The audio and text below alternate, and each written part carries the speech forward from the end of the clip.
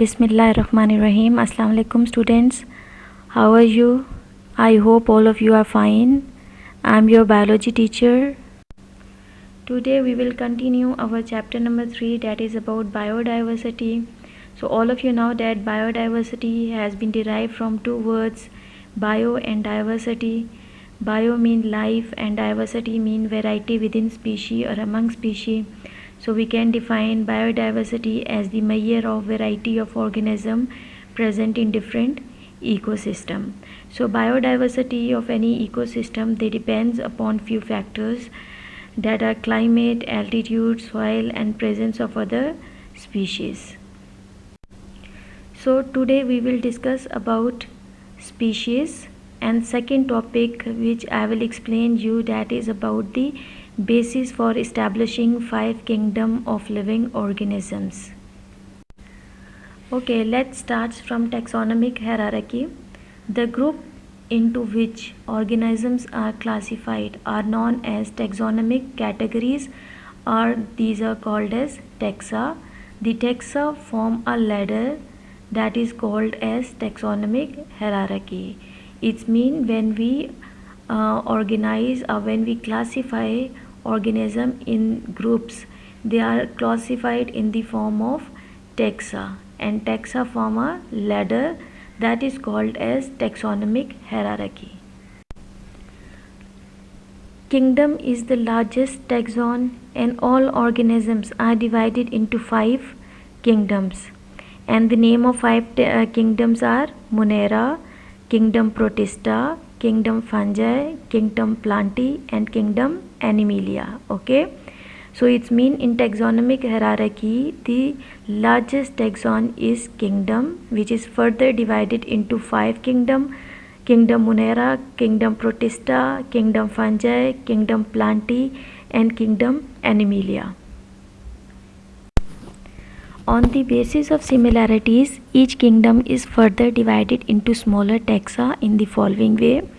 So first is kingdom, second is division or phylum, third class, fourth is order, fifth is family, sixth is genus and seventh one is the species. Okay, so kingdom, as you already know that it is the larger taxa. Then second one is the phylum or division. It is a group of related classes. Then we have class. A class is a group of related orders. Then order, an order is a group of related families. A family is a group of related genera. Then we have genus. A genus is a group of related species. And the last one is species. A species consists of similar organisms. So members of lower taxon resemble one another more than do they resemble of the higher taxon. Okay, so last one is the species. So today we will discuss about the species. Okay, now let's start from the species, the basic unit of classification. Yes, species is a basic unit of classification, and we define species like this.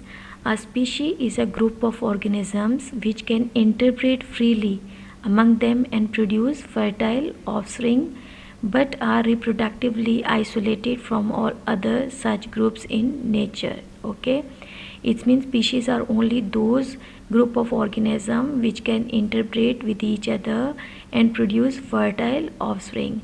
If they produce infertile offspring, it means these are not species. So each species possesses its own distinct structural, ecological and behavioral characteristics. Okay, so if we are talking about humans, so all humans belong to same species, that is the Homo sapien. Okay, and if we are talking about frogs, so all frogs belong to same species, that is called as Rana tigrina. Okay, so it's mean in species same type of organisms are present. In definition of species, we must emphasize in nature, because two organisms related to two different but closely related species can crossbreed under artificial condition. In such unnatural crosses, they produce infertile offspring. Okay, so species When we define species, it's mean we mention the word in nature, because when two organisms of same species, if they interbreed with each other in nature, they always produce fertile offspring. But in artificial conditions, if two different organisms they interbreed or crossbreed with each other, they produce offspring that is infertile. Okay, let's see the example. A cross between a male donkey and a female horse, they produces an infertile offspring that is called as mule. Okay, so donkey belongs different species and horse belongs to different species, and when this type of crosses occur, they produce infertile offspring. Okay, there is one question that is given in your book. It is difficult to use the criterion of interbreeding to define species of unicellular organisms. Why? So our answer is the criteria of interbreeding cannot be used for species recognition in organisms who reproduce asexually and do not interbreed with one another.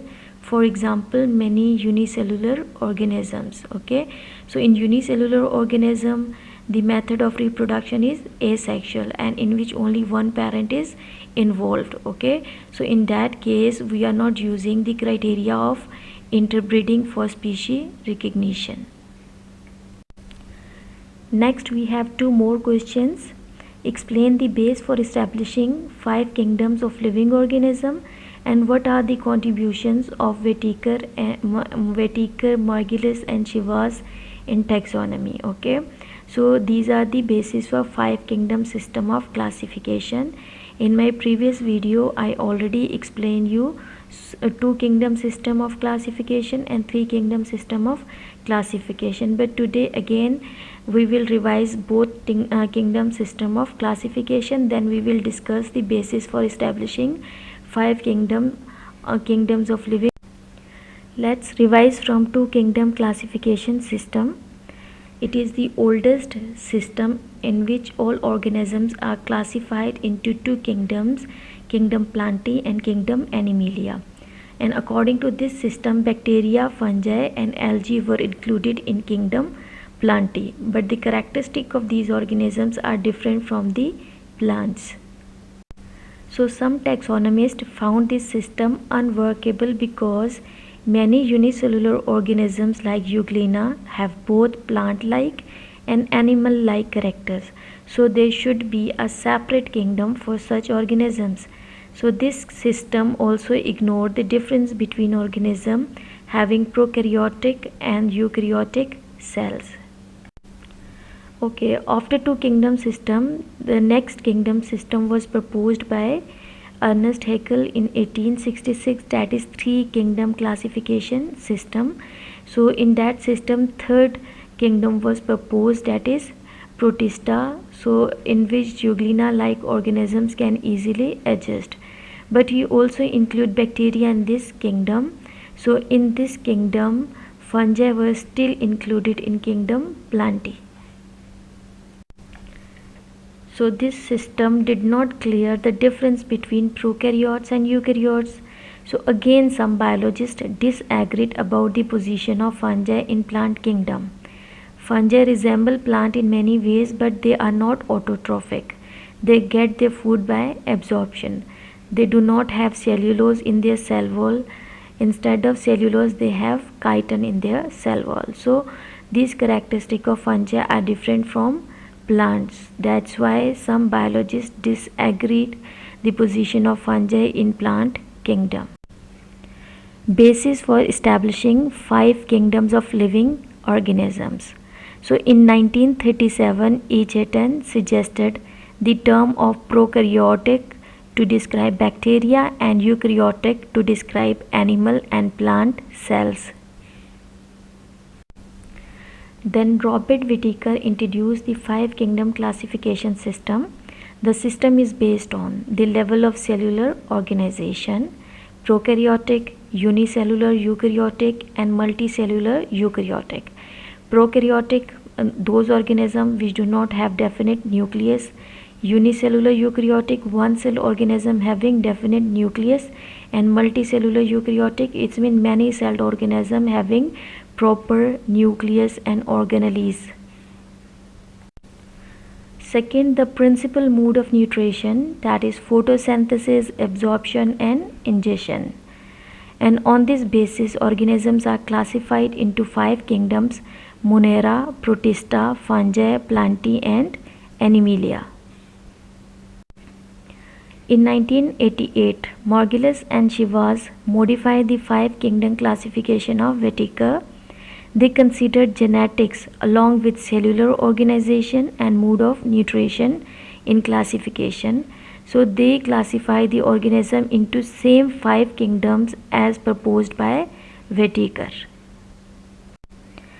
I hope you will understand the concept of species and basis for the classification of 5 kingdom system. Thank you. Have a nice day.